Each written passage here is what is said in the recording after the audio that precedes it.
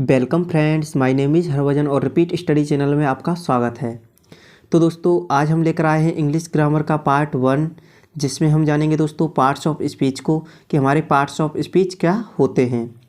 तो दोस्तों अगर आप इंग्लिश सीखना चाहते हो तो आपको पार्ट्स ऑफ स्पीच की जानकारी होनी चाहिए। तो चलिए दोस्तों हम जान लेते हैं हमारे पार्ट्स ऑफ स्पीच क्या होते हैं। तो दोस्तों पार्ट्स ऑफ स्पीच की डेफिनेशन होती है जिन पार्ट का हम अपनी इंग्लिश ग्रामर में यूज़ करते हैं दोस्तों वे सभी पार्ट हमारे पार्ट्स ऑफ स्पीच कहलाते हैं। तो दोस्तों आप इसे एक एग्जाम्पल के माध्यम से और भी अच्छी तरीके से समझोगे कि हमारे पार्ट्स ऑफ स्पीच क्या होते हैं। तो दोस्तों हमारा एग्जाम्पल है the dog is sitting on the grass. तो दोस्तों इस वाले सेंटेंस में कई पार्ट का यूज किया गया है, तब जाके हमारा ये सेंटेंस बन के तैयार हुआ है। तो दोस्तों इस वाले सेंटेंस में जो हमारा पहला शब्द है वो है द, और द होता है दोस्तों हमारा आर्टिकल, और आर्टिकल होते हैं दोस्तों हमारे दो, डेफिनेट आर्टिकल और इनडेफिनेट आर्टिकल। तो दोस्तों आर्टिकल के बारे में हम डिटेल से जानेंगे आर्टिकल वाले वीडियो में। अभी हम पार्ट्स ऑफ स्पीच को सीख रहे हैं तो केवल पार्ट्स ऑफ स्पीच को सीखेंगे। तो दोस्तों अगला शब्द है हमारा डॉग, और डॉग है हमारा नाउन। उसके बाद है दोस्तों हमारी इज जो है हमारी हेल्पिंग वर्ब। उसके बाद है सिटिंग शब्द जो है हमारी मेन वर्ब। उसके बाद आया है हमारा ओन शब्द जो कि हमारे प्रीपोजिशन के रूप में काम कर रहा है। फिर से हमारे आर्टिकल द का यूज किया गया है। उसके बाद आया है ग्रास शब्द जो कि हमारा एक नाउन है। तो दोस्तों आप देख ही सकते हो इस वाले सेंटेंस में कितने पार्ट का यूज किया गया है, तब जाके हमारा ये सेंटेंस बनके तैयार हुआ है। तो दोस्तों इस वाले सेंटेंस में जिन जिन पार्ट का यूज किया गया है वे सब के सब क्या है दोस्तों हमारे पार्ट्स ऑफ स्पीच हैं। और दोस्तों जो हमारे टोटल पार्ट्स ऑफ स्पीच होते हैं वो 9 होते हैं, लेकिन हमें ग्रामर बुक में 8 ही पार्ट्स ऑफ स्पीच देखने को मिलते हैं। चलिए दोस्तों हम जान लेते हैं अपने सभी पार्ट्स ऑफ स्पीच के बारे में। साथ ही साथ दोस्तों हम ये भी जानेंगे कि इन्हें किस तरह से प्रोनाउंस किया जाता है। तो चलिए दोस्तों स्टार्ट करते हैं आज की क्लास। तो दोस्तों हमारा पहला पार्ट्स ऑफ स्पीच है नाउन, जिसे हम हिंदी में संज्ञा कहते हैं। नंबर 2 पर आता है दोस्तों हमारा प्रोनाउन, जिसे हम हिंदी में सर्वनाम कहते हैं। नंबर 3 पे आता है एडजेक्टिव, जिसे हम विशेषण कहते हैं। नंबर 4 पे आती है हमारी वर्ब, जिसे हम क्रिया कहते हैं। नंबर 5 पे आती है हमारी एडवर्ब, जिसे हम क्रिया विशेषण कहते हैं। नंबर 6 पे आता है हमारा प्रीपोजिशन, जिसे हम हिंदी में संबंध सूचक कहते हैं। नंबर 7 पे आता है हमारा कंजक्शन, जिसे हम हिंदी में संयोजक कहते हैं। नंबर 8 पे आता है हमारा इंटरजेक्शन, जिसे हम हिंदी में विस्मयादि बोधक कहते हैं। नंबर 9 पे आता है हमारा आर्टिकल, जिसे हम वर्ड या एक शब्द कहते हैं। तो दोस्तों ये सभी हमारे पार्ट्स ऑफ स्पीच होते हैं, और इन्हीं सब की मदद से हम अपनी इंग्लिश में सेंटेंसों को बना पाते हैं। तो दोस्तों चलिए अब हम जान लेते हैं इन्हें किस तरह से प्रोनाउंस किया जाता है। नंबर 1 पे आता है हमारा नाउन। नंबर 2 पर आता है हमारा प्रोनाउन। नंबर 3 पे आता है हमारा एडजेक्टिव, जिसे बहुत से लोग पढ़ते हैं एडजेक्टिव, लेकिन दोस्तों इसकी सही प्रोनाउंसिएशन होती है एडजेक्टिव। जब कभी भी ए और जे के बीच में डी आए तो डी हमेशा साइलेंट रहती है। तो दोस्तों नंबर 4 पे आती है हमारी वर्ब। नंबर 5 पे आती है हमारी एडवर्ब। नंबर 6 पे आता है हमारा प्रीपोजिशन, जिसे बहुत से लोग पढ़ते हैं प्रीपोजिशन। तो दोस्तों इसकी सही प्रोनाउंसिएशन होती है प्रीपोजिशन। नंबर 7 पे आता है हमारा कंजक्शन। नंबर 8 पे आता है हमारा इंटरजेक्शन। नंबर 9 पे आता है हमारा आर्टिकल। तो दोस्तों आप इस वीडियो को पॉज करके वापस से इन्हें सुनो, जिससे आप इनकी सही प्रोनाउंसिएशन कर सकें। तो दोस्तों हम इन सभी पार्ट्स ऑफ स्पीच को एक एक करके डिटेल से जानेंगे इनके सेपरेट वीडियो में। आज हम जानेंगे केवल नाउन के बारे में कि हमारा नाउन क्या होता है और हमारे नाउन कितने प्रकार के होते हैं। चलिए दोस्तों हम जान लेते हैं हमारा नाउन क्या होता है। तो दोस्तों नाउन माने होती है हमारी संज्ञा। तो दोस्तों आपको नाउन की डेफिनेशन तो आती ही होगी, क्योंकि हमें बचपन में रटाया जाता है कि noun is a name and person place और थिंग्स। कि जो नाउन होता है दोस्तों किसी का नाम हो सकता है, कोई व्यक्ति हो सकता है, कोई स्थान हो सकता है, या फिर कोई वस्तु हो सकती है।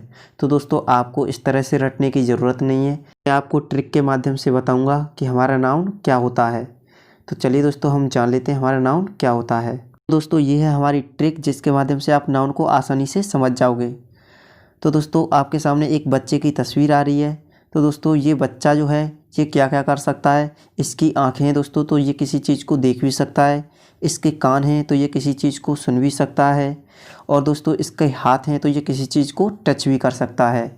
और दोस्तों इसके अंदर फीलिंग्स भी हैं, यानी कि ये महसूस भी कर सकता है किसी चीज़ को।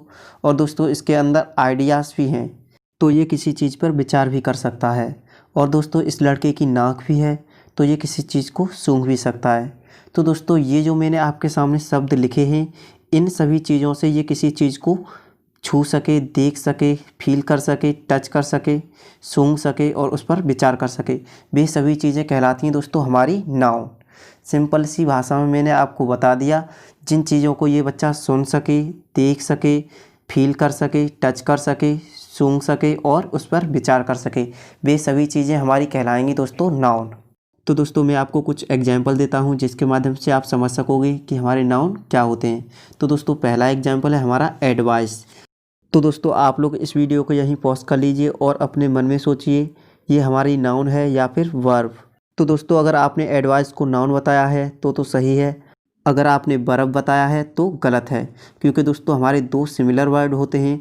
एक होता है एडवाइस जिसके अंत में सी होता है और इसका हिंदी होता है दोस्तों सलाह, और दोस्तों एक होता है एडवाइस जिसके अंत में होता है एस तो दोस्तों उसका मतलब होता है सलाह देना। तो दोस्तों जिसके अंत में सी है वो तो हमारा नाउन की तरह काम करता है और जिसके अंत में एस है वो करता है हमारे वर्ब की तरह काम। तो दोस्तों ये दोनों में डिफरेंस है, आप इसे याद रखना as a fact.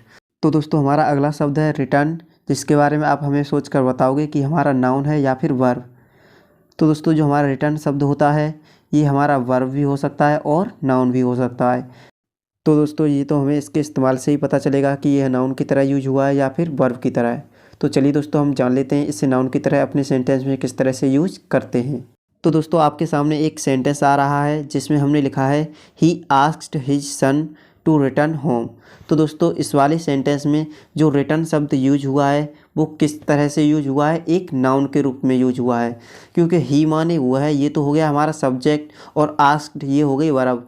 His son माने उसने अपने बेटे से कहा है, टू रिटर्न होम माने जाने को या फिर लौटने को, होम माने घर, उसने अपने बेटे को घर लौटने को कहा है। तो दोस्तों इस वाले सेंटेंस में जो रिटर्न शब्द है वो किसकी तरह यूज हुआ है, एक नाउन की तरह यूज हुआ है। तो दोस्तों जब ये होम शब्द सामने आ ही गया है तो मैं इसकी भी कन्फ्यूजन आपकी दूर कर देता हूँ।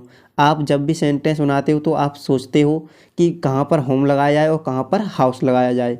तो दोस्तों जिस जगह आप पैदा होते हो, खाना खाते हो, स्नान करते हो, आराम करते हो और खेलते हो, उस जगह हम यूज करते हैं होम का। तो चलिए दोस्तों अब हम जान लेते हैं हम हाउस का यूज कहाँ करते हैं। तो दोस्तों हाउस का यूज हम वहाँ करते हैं जहाँ हम टेम्परेरी रुकते हैं। जैसे मान लीजिए आप अपने दोस्त के घर गए और वहाँ पर आंटी ने आपको चाय पानी करा दिया, तो आप अपने दोस्तों से कहोगे अरे यार मैं अपने दोस्त के घर गया था तो वहाँ पर आंटी ने मुझे चाय पिलाई। तो वहाँ पर वह अपने दोस्त के घर हमेशा के लिए रहने तो नहीं गया था, केवल वह थोड़ी देर के लिए गया था और फिर वह घर वापस आ गया अपने। तो जिस जगह आप थोड़ी देर के लिए जाओ, टेम्परेरी स्थिति के लिए जाओ, तो वहाँ पर यूज करोगे आप हाउस का। तो दोस्तों अब आप समझ ही गए होंगे कि हाउस का यूज कहाँ किया जाए और होम का यूज कहाँ किया जाए। हाउस का यूज वहाँ करते हैं जहाँ आप थोड़ी देर के लिए जाते हैं और होम का यूज वहाँ करते हैं जहाँ आप पैदा होते हो। तो चलिए दोस्तों अब हम जान लेते हैं हमारे नाउन कितने प्रकार के होते हैं, यानी टाइप्स ऑफ नाउन के बारे में।